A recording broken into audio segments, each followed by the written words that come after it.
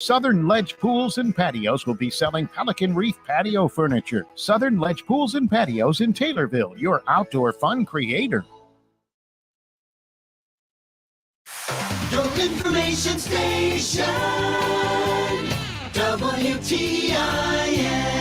Welcome to the WTIM Morning Show. I'm Avery Cooper.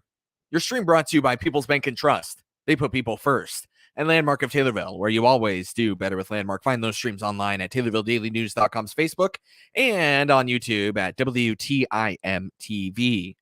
I'm here on the phone with Superintendent of Shelbyville School District, Shane Shurick. Welcome to the program, Mr. Shurick. Oh, thanks for having me, Avery. Great to have you here. So, I heard about this community partnership agreement, and I just had to ask you about it. It's between the school district and one of the hospital systems in the Shelbyville area. Tell me what this allows you to do and what it is. Yeah, this is an agreement that we're really excited to begin next school year. Just to give us some background information, actually, this agreement is really 4 years in the making. I mean, it's been a long, arduous process to work out the details, and definitely COVID had an impact on some of the plans that we had. But a long time ago, when you think about educating kids, a lot of times people think about reading, writing, and arithmetic, but nowadays it's so much more. It's the whole package. It's the whole student. And we identified in our district that sometimes that we needed to help strengthen or identify ways for our students to, they're having difficulties maybe with behavioral situations or mental health situations. And when we would try to link those students with local resources, unfortunately, there weren't many of those local resources. There's just few and far between, especially in rural Illinois. So with that in mind, we started looking at some different opportunities, how we could augment those services that we could link our students with.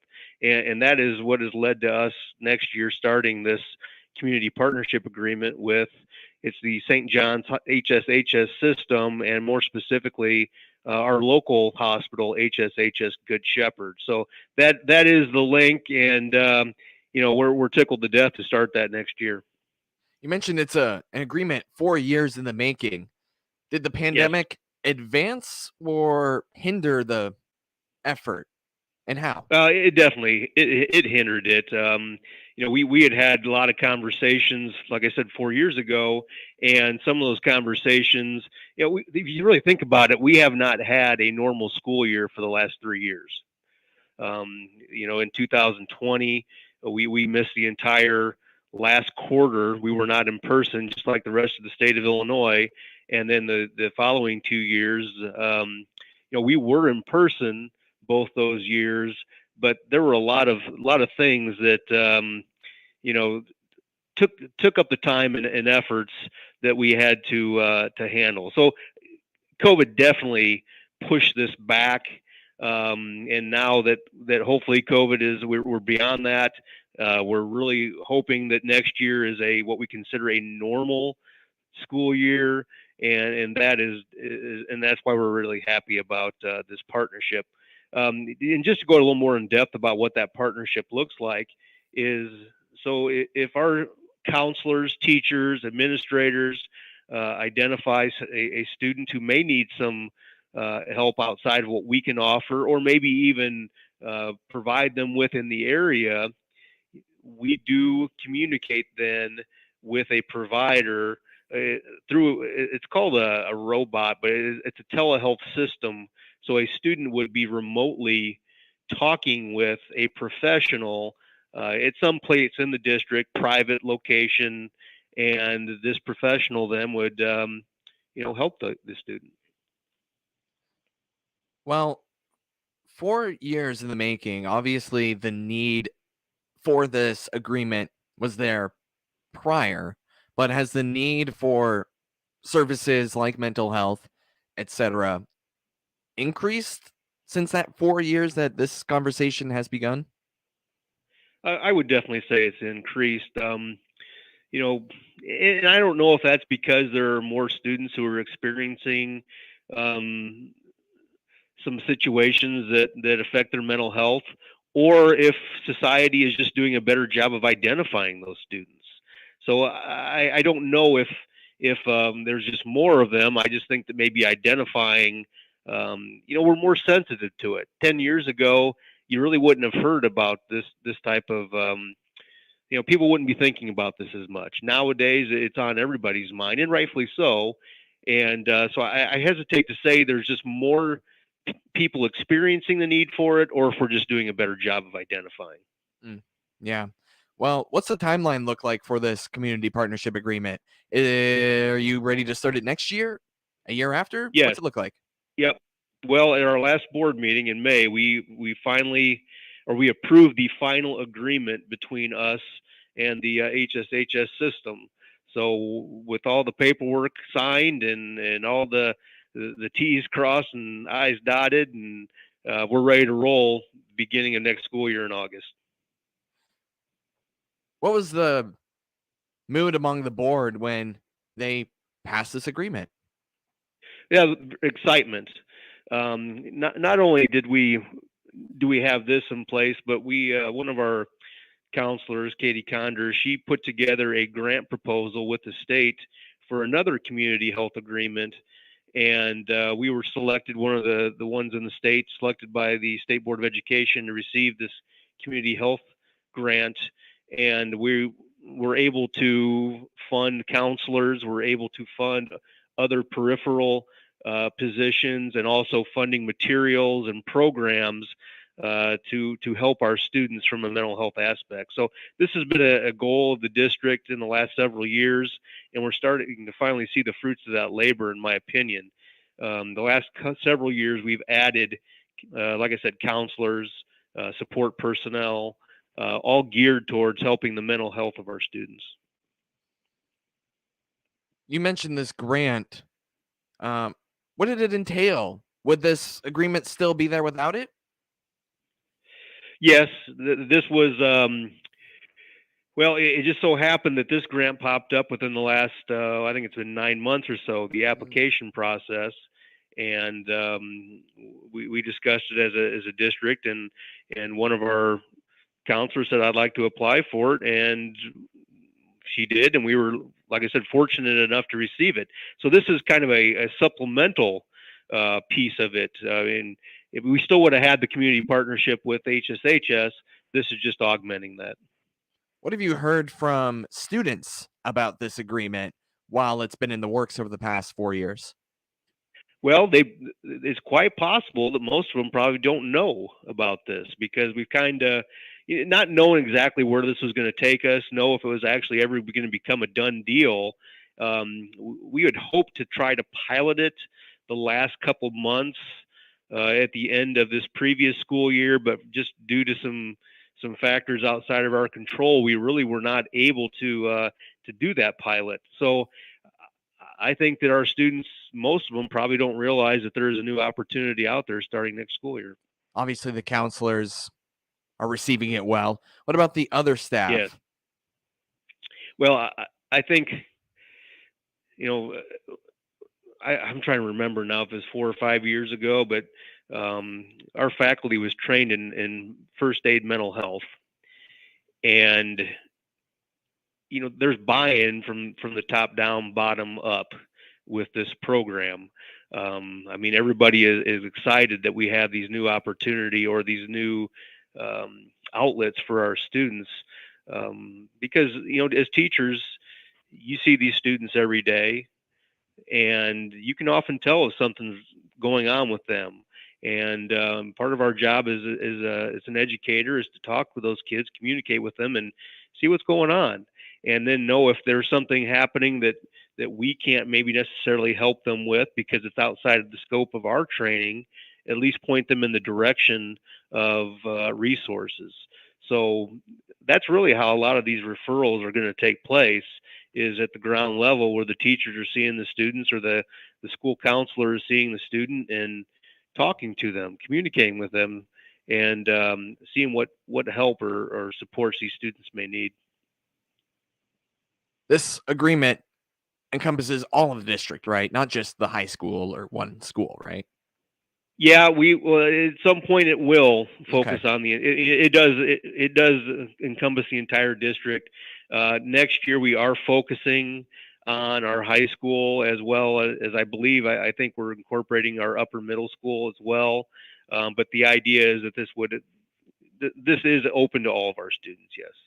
All right. That is Superintendent of Shelbyville School District, Shane Shurick. You'll hear more from him after this quick break. Your stream brought to you by People's Bank and Trust, where they put people first, and Landmark of Taylorville, where you always do better with Landmark. WTIM. Let's check the markets now on the RFD Radio Network. I'm Jim Taylor. Corn, beans, and wheat all lower at this hour. July corn 7.68 3/4, down 4 1/4. September corn down 3, 7.26 1/4. December new crop 7.13 1/4, down 3 1/2. July beans 17.52 3/4, down 16 1/4. August beans down 14 1/2, 16.65 1/4. November new crop 15.67 1/4, down 15. July wheat 10.60 1/4, down 11. September wheat down 10 1/4, 10.74 1/2. July bean meal 426.80, down 70 cents. July bean oil 81.27, down to $1.36. In the livestock market at this hour, June live cattle 136.25, down 80 cents. August feeders down 95 cents, 175.07. June lean hogs 107.80, up 82 cents. In the energy market at this hour, August Brent crude oil 122.60. That's down 47 cents. I'm Jim Taylor for the RFD Radio Network. Family Drug in Shelbyville wants you to get back to living today. Hi, this is Jamie at Family Drug. If you are tired of the pill bottles cluttering your cabinets and having to spend your time sorting and organizing your pill boxes, ask us about our new specialized medication packaging. Your trusted local pharmacy will organize your prescriptions by date and time they are to be taken so you don't have to. Come see us today on West Main Street in Shelbyville. Family Drug, where your family can count on ours. If you're a business owner, insurance is probably one of your biggest headaches and expenses on your bottom line. At Shelbyville Insurance, we simplify insurance and risk management. We understand that your business is one of your biggest investments, and we take pride in treating your business like our own. To find commercial property, liability, auto, or work comp coverage, contact me, Derek Hayden, Or me, Garrett Ulmer, at 217-774-2155. or find us at 210 North Morgan in downtown Shelbyville.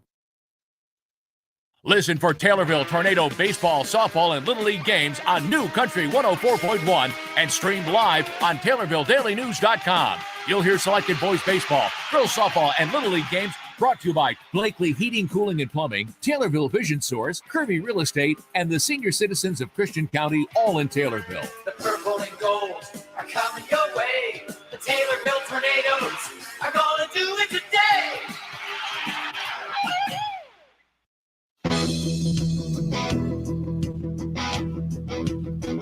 It's finally springtime at Landmark of Taylorville. General Sales Manager Bill Pinkston here. Wanting a new Chevy, Buick, or GMC truck? We're the place to order them. Wanting a pre-owned vehicle? Our family of dealerships have over 400 in stock. So let us find you what you want. And we're still buying your vehicles, whether you buy from us or not. Your automotive destination is Landmark of Taylorville.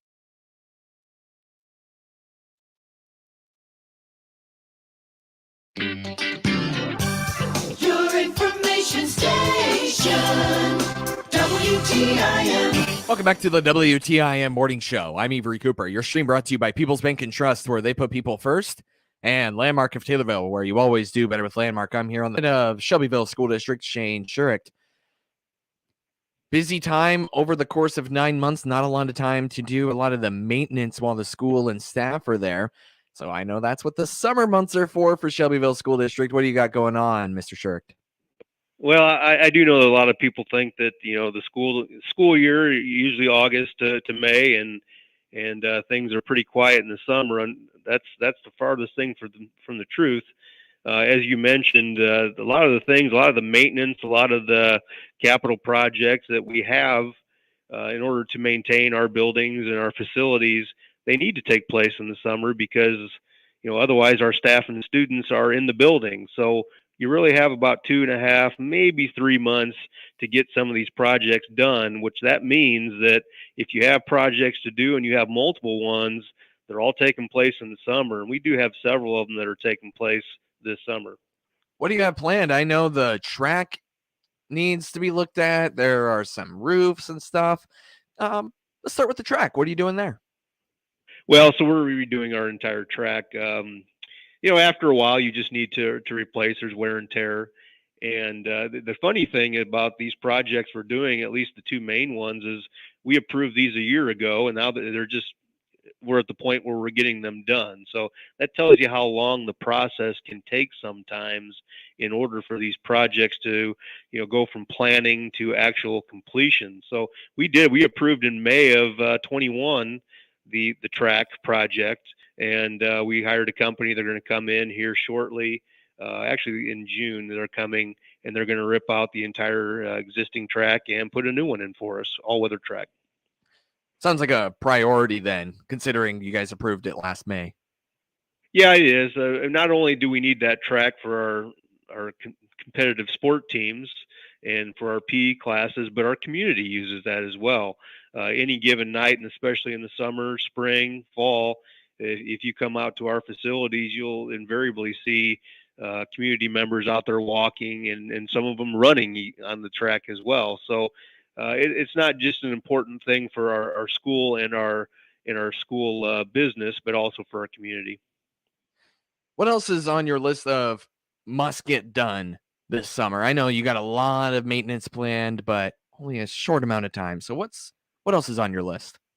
Well, I would say the next big thing we have is we're putting a new roof on one of our elementary building. This is something that we really need to get done. And we have an older building that, at some point in the future, we do need to replace because it is pretty old. It's 100 years old. But until that happens, until we do have the funding for a new building, we still have to maintain what we have. And putting a roof on our Main Street elementary school has been a priority, the last year as well. It's another project that was approved, I want to say June of last year. And now we're waiting for the supplies to come in. That's something else that we're seeing that's causing delays in some of these projects is the supply chain. Not just in Shelbyville, not just in Illinois, but across the country and the world, we're seeing supply chain issues, and that's kind of pushing the start dates on some of these projects back. But we're very hopeful that this will take place here at the beginning of the project within the next couple of weeks, and we'll be done and ready to welcome students back in August. So that sounds like your two absolutely really, really, really want to get done this summer. What's on your wish list for the summer? Well, so I don't know that yet. We still have to identify that. Next week, we have a special board meeting. Once a year, we have a goals planning meeting. And during this goal planning meeting, we look at what our past goals have been and if we've met those goals or where we're at with those goals. And then we also develop goals for the future. And, I'm looking forward to seeing what not only the board, but our administrators have to say in this meeting so we can, continually identify where we want to grow as a district, not just facility wise, but what opportunities we have for our students. So yeah, that is next week before our regular board meeting. And it's always a fun and fruitful conversation because you always want to highlight where you want to be and how you want to get there as a school district. And we're a top-notch, in my opinion, we're a top-notch school district, and we want to maintain that, and we want to continue to look at ways to go even higher, and then to provide all the different opportunities for our students that we possibly can. Because as we said earlier, there's a lot more that goes into educating a student nowadays besides just reading, writing, and arithmetic. There's a lot of different things. It's the whole student, the social health, the mental health, extracurricular opportunities, all of that. You roll that together, and that's what our goal is to have that student exposed to all of those different opportunities. That's Superintendent of Shelbyville School District, Shane Shirk. Thank you so much, Mr. Shirk, for coming on. Thank you for having me, Avery.